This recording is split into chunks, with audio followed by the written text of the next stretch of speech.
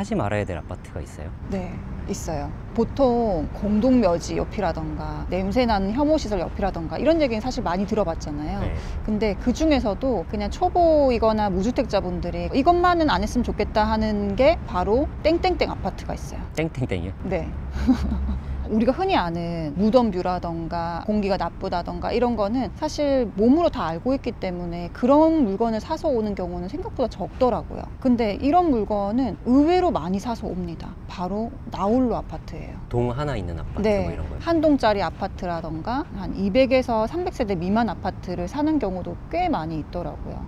그냥 입지 좋으면 괜찮은 거 아니야? 이렇게 생각하고 덜컥 사버리는 경우가 있는데 나홀로 아파트 사지 마라 얘기하고 싶어요. 입지 안 좋은 곳에 나홀로 아파트는 당연히 안 좋을 거고요. 근데 입지 좋은 곳에 나홀로 아파트도 저는 추천하지 않아요. 왜냐하면 나홀로 아파트라는 것 자체가 관리사무소도 없을 거고요. 커뮤니티도 없을 거고요. 주변에 학교라던가 이런 게 없을 가능성도 높죠. 또 만약에 학교가 있고 관리사무소도 있고 교통도 좋고 하더라도 중요한 거는 가격이 일반적인 아파트 대비해서 높게 나올 거니까 팔 때 정말 어렵다는 거죠. 아무리 빨라야 6개월 정도 걸리고요. 매도하는데 많이 걸리면 한 2년까지도 안 팔리는 경우도 많이 봤어요. 그래서 보면은 상승장 때도 항상 마지막에 오르고요. 또 거래가 뚝뚝 끊겨 있죠. 1년에 거래가 안 되는 단지들도 많이 있고요. 그렇습니다. 그래서 가격이 오를 때 많이 못 오르고 내릴 때는 거래 자체가 아예 안 되고요. 상승장이거나 경기가 좋을 때는 나홀로도 팔릴 수 있거든요. 근데 경기가 안 좋거나 이럴 때는 실수요자들만 움직이기 때문에 당연히 대단지나 좋은 곳으로 선택을 하겠죠. 그러면 내 집은 안 팔리고 좋은 시기에 갈아탈 때 못 한다는 단점이 있죠. 그래서 자산 가치로서는 좋지 않고요. 월세나 전세로 거주하는 건 몰라도 매매로 나홀로 아파트를 마련한다? 내가 팔고 싶을 때 언제든지 팔 수 있는 아파트가 좋은 아파트거든요. 언제 팔 수 있을지 모르는 아파트를 살 이유는 없죠. 신축 아파트가 나홀로인데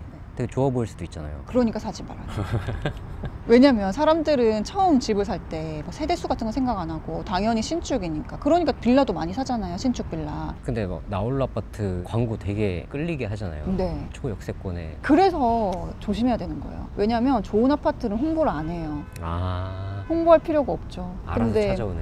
네, 나홀로 아파트 팔리지 않는 곳들은 어떻게든 좋게 얘기를 해야지 팔 수 있거든요. 그래서 광고에 현혹되면 안 됩니다. 우리 아파트 좋아요, 우리 아파트 좋아요, 이게 좋아요, 이런 혜택이 있어요 라고 하는 곳들은 의심해 봐야 된다. 나홀로 아파트는 관리비가 더 많이 나와요? 대단지 같은 경우는 세대수로 나눠내기 때문에 커뮤니티에 혜택을 준다고 했을 때 다 n분의 1로 나누잖아요. 그러다 보니까 커뮤니티 시설 비용이 낮은 반면에 100세대밖에 안 되는 곳에서 커뮤니티를 뭐 하나를 한다 이러면 100명만 나눠내기 때문에 대단지에 비해서 훨씬 많이 나오죠. 그러면 입지가 좋은 곳에 나홀로는 괜찮냐 이랬을 때도 그 아파트 가격을 봐야 돼요. 예를 들면 주변의 아파트 가격이 10억이에요. 대단지 아파트가 학군 좋고 뭐 이런 곳이 10억인데 비슷한 학군을 누릴 수 있는 바로 입지 좋은 곳에 150세대의 아파트가 나왔다 이랬을 때 가격을 봐야 되거든요. 가격이 뭐 50% 이하다 그러면 가성비로 접근할 수가 있겠죠. 같은 학군을 누리면서 5억에 들어간다. 주변은 10억인데 그러면은 뭐 고려해볼만 하더라도 그럴 가능성이 없거든요. 대부분은 주변에 대단지 아파트가 10억이면은요 좋은 입지에 150세대 뭐 100세대 이하의 아파트들도 대부분 9억 10억에 나와요. 주변 대단지 아파트랑 동일한 가격으로 나오기 때문에 사실은 고평가됐다고 볼 수 있겠죠. 그런 아파트라면. 그러면 신축일 때는 좀 좋더라도 나중에 매도가 안 돼서 계속 살아야 되는 경우도 있을 거고요. 특히나 나홀로의 고분양 아파트다. 입지가 좋더라도 비추천합니다. 근데 나홀로 아파트 중에 되게 막 삐까뻔쩍하고 화려한 그런 것들도 있던데 그런 거는 괜찮지 않나요? 그런 애들한테는 나홀로 아파트라고 이름을 붙이지 않아요.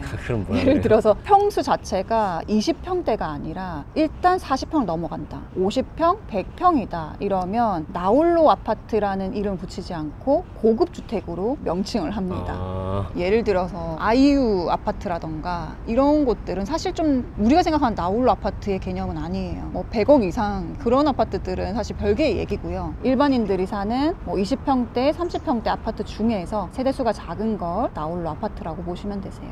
그러면 나홀로 아파트 중에 사도 되는 아파트도 있어요? 네. 나홀로 아파트 중에 강남의 재건축을 바라보는 아파트. 옆에 아파트와 같이 통합해서 하는 아파트는 괜찮아요. 최근에도 그런 게 나왔잖아요. 반포의 동궁 아파트라던가 뭐 한신이랑 같이 통합 재건축 이번에 발표를 했거든요. 그런 아파트들은 나홀로 300세대 미만이어도 괜찮을 수 있죠. 그래서 입지도 입지 나름이다. 또 중요한 거는 그러면 새 아파트가 됐을 때 얼마에 팔 수 있느냐, 이 입지를 보셔야 될 것 같아요. 같은 서울이어도 그런 곳이 있고 아닌 곳이 있잖아요. 그걸 보시고 판단을 해야 되지 않을까. 그래서 정리를 하면 나홀로 아파트 사지 마시라. 두 번째, 입지가 좋은 나홀로도 사지 마세요. 세 번째, 고분양이면 더더욱 사지 마세요. 네 번째, 다만 강남권에 재건축 이슈가 있는 단지다 라고 하면은 한 번쯤 눈여겨봐도 괜찮다.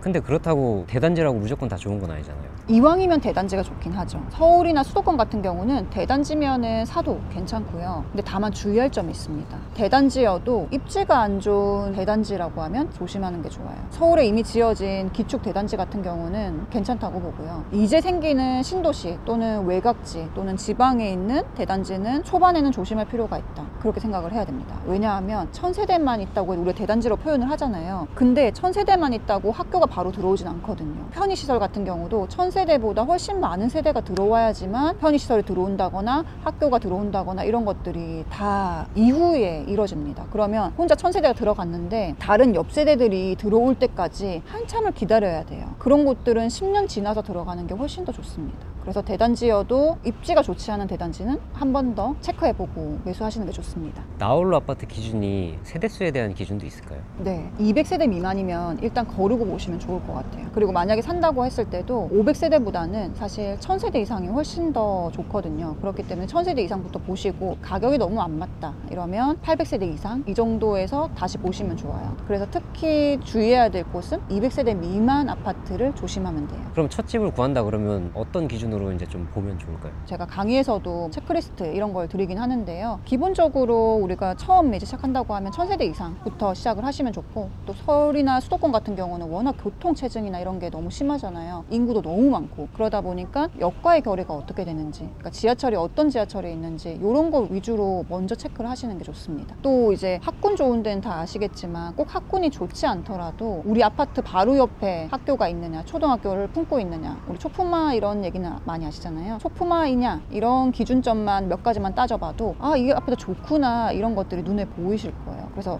나홀로를 아마 고려했다고 하면 전혀 이런 생각을 안 했을 거거든요. 세대수가 몇 세대인지, 학교까지 거리가 얼마나 되는지, 역까지 거리가 어떻게 되는지 이런 것들이 전혀 관심이 없었을 거예요. 근데 이런 모든 것들이 다 반영된 게 사실 가격이기 때문에 가격 높은 것들부터 보면은 학교도 가까이 있고 역도 가깝고 대단지이고 이런 것들이 맞는 곳들이 보일 겁니다. 그렇게 하나하나 비교해 보시면은 찾을 수 있을 거고요. 나홀로 아파트만 가능한 가격이라 생각했지만 막상 조금 옆에 있는 대단지 아파트 가격도 가능한 곳들도 꽤 많기 때문에 하나 아파트만 보지 마시고, 그러니까 광고에 현혹되지 마시고 주변 아파트들을 넓게 비교군을 넓히시는 게 중요하죠. 그래서 정리하면은 1000세대 이상 대단지, 그 다음에 교통이 어떻게 되는지, 역과의 거리, 또 세 번째는 초등학교를 품고 있느냐, 요거까지만 먼저 체크해 보셔도 좋을 것 같아요. 이렇게 좋은 아파트들 한번 기준을 해보고요. 당연히 내가 이제 살 수 있는 가격대 아파트 중에서 고르는 게 그거는 선택할 때의 문제인 거고, 어떤 아파트 좋은지 알고 있는 거는 당연히 기본적으로 알고 있는 게 좋아요. 그래서 결론적으로 얘기하면 사도 괜찮은 나홀로 아파트도 있겠지만 어렵다면 나홀로는 사지 마세요.